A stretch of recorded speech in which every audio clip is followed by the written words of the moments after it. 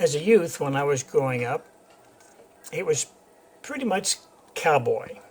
Roy Rogers, Hopalong Cassidy, The Lone Ranger, Gene Autry, the Saturday morning cowboy serials, John Wayne. They represented what we wanted to be when we grew up, the American cowboy. So this Common Man Adventure blog is dedicated to the history of the American cowboy. If you mention the word cowboy to anyone, an image of a man wearing a wide-brimmed hat, boots, gun belt, and sitting on a horse comes to mind. The cowboy is tall in the saddle and alone. He faces danger head-on. He's one man against nature and the outlaws. He is a folk hero, half real, half mythological. For many, he conjures up the true spirit of America. The American cowboy drove as many as 2,000 cattle hundreds of miles to market, enduring lightning, storms, drought, stampedes, rattlesnakes, Indians, and outlaws. They slept under the stars and ate chow at the chuck wagon. So just when did the word cowboy first start appearing in English language? It can be traced back to the conquistadors' arrival in North America. Cowboy is the English translation of the Spanish word vaquero, which means herder of cattle.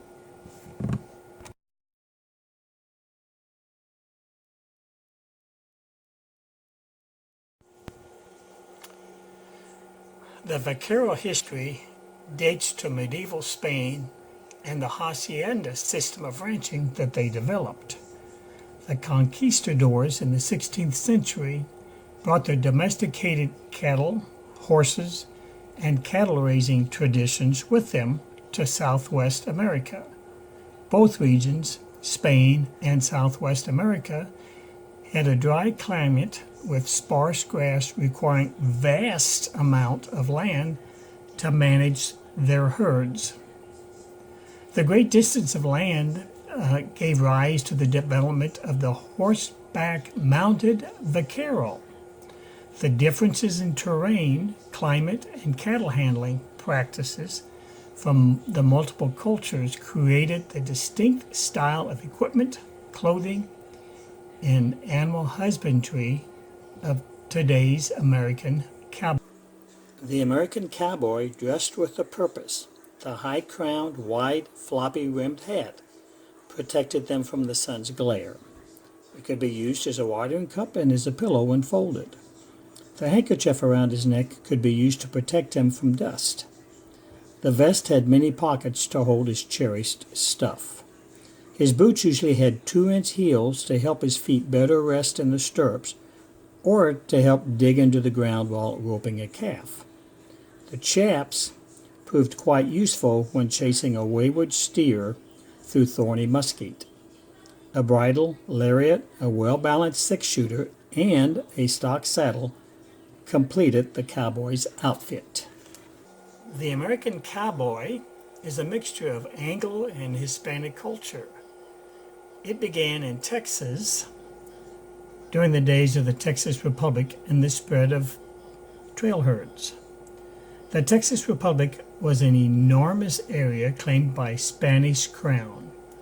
The area was not necessarily superior to any other area of New Spain, but Spain had concerns that it was about to be controlled by the French. A Spanish investigative expedition was sent out, and they discovered that hostile natives had wiped out an established French colony.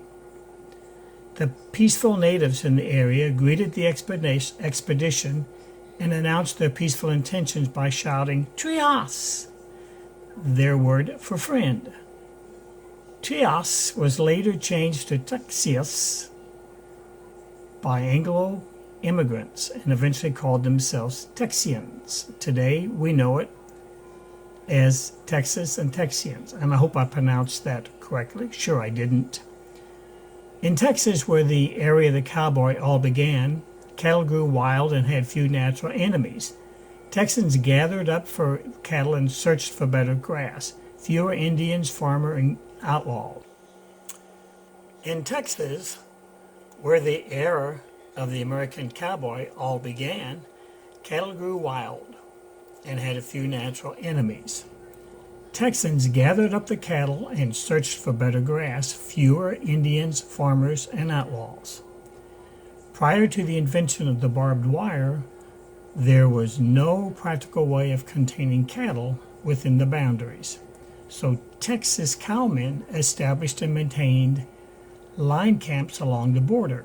Their job was to keep bosses' cattle in, foreign cattle out, and keep them safe from harmful environmental elements.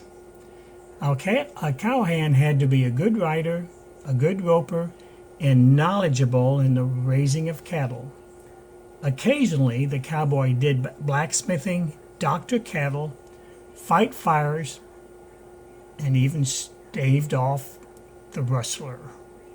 This is a picture I found when I was doing some research of some real live cowboys.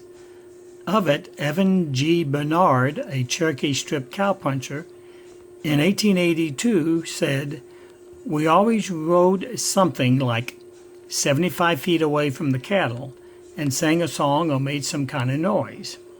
That was done so that the cattle would not be frightened if we happened to have to ride near them suddenly.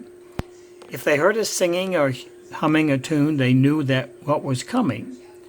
Also, the noise you made kept the coyotes away from the herd. They often prowled around and scared the cows that had calves."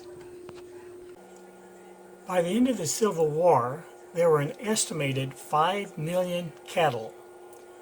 With the advent of railroads came new trails to intercept them.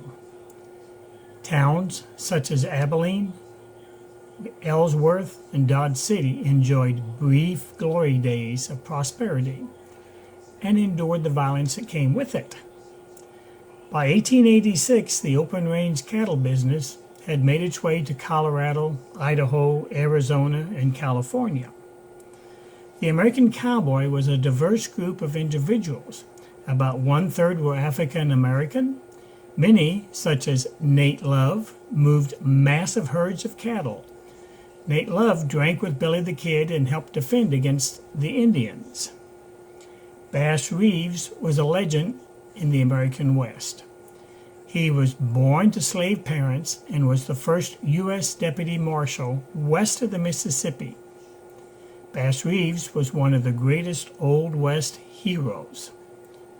Women could hold their own in the Wild West. For example, Belle Starr was part of Jesse James' Cole Younger gang.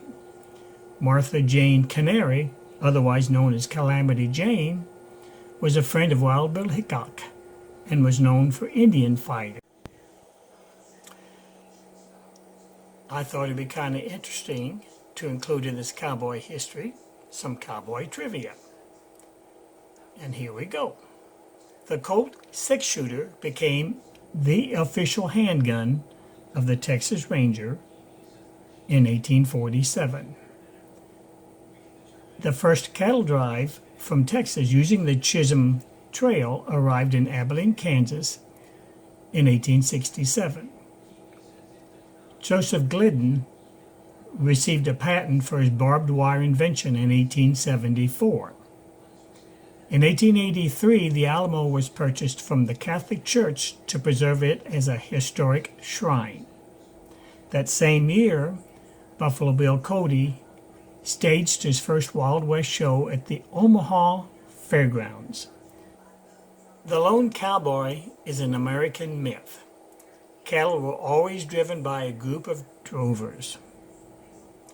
The workday for a cowboy lasted 15 hours, much of which was spent, of course, in the saddle.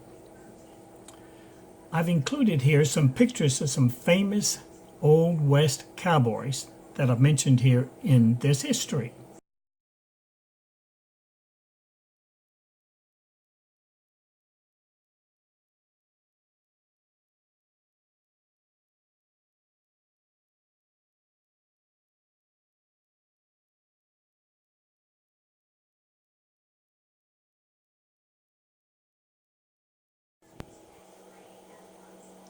The era of the open range and the great cattle drives lasted from 1866 to 1886. The dry summer of 1886 and the terrible winter of 1887 virtually destroyed the cattle industry.